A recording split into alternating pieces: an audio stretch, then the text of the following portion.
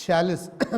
और अगर वो निकलने का इरादा रखते तो उसके लिए तैयारी भी करते। और मैं यहाँ पे कहता हूँ जो इमाम ज़माना का इंतज़ार में है वो तैयारी भी करे, उसकी ज़िंदगी में पता चले। इमाम ने आकर जुल्म ख़त्म करना है, तू जुल्म के ख़िलाफ़ क्या कर रहा है।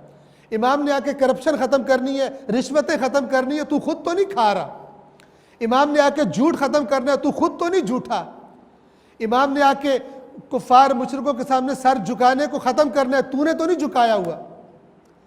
अगर ये इरादा रखते तो ये तैयारी करते। ये कुरान के लफ्ज़ है।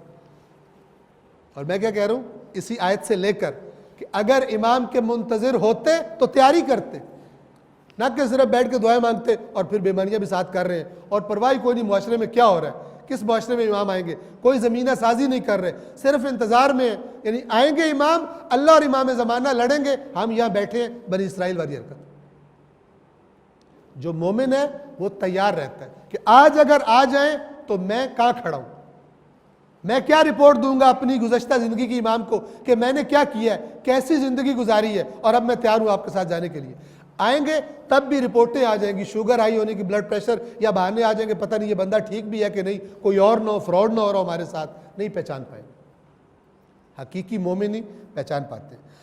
और अगर वो निकलने का इरादा रखते तो उसके लिए तैयारी करते, सामान तैयार करते, लेकिन अल्लाह को उनका उठना नापसंद था।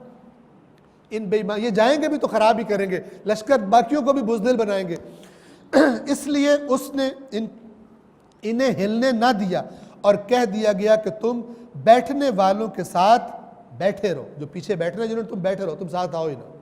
अल्लाह ने इन्हें हिलने नहीं दिया, वही बात है इनकी बेईमानी की वजह से। बेईमानियाँ इंसान के जज्बे ख़त्म कर देती।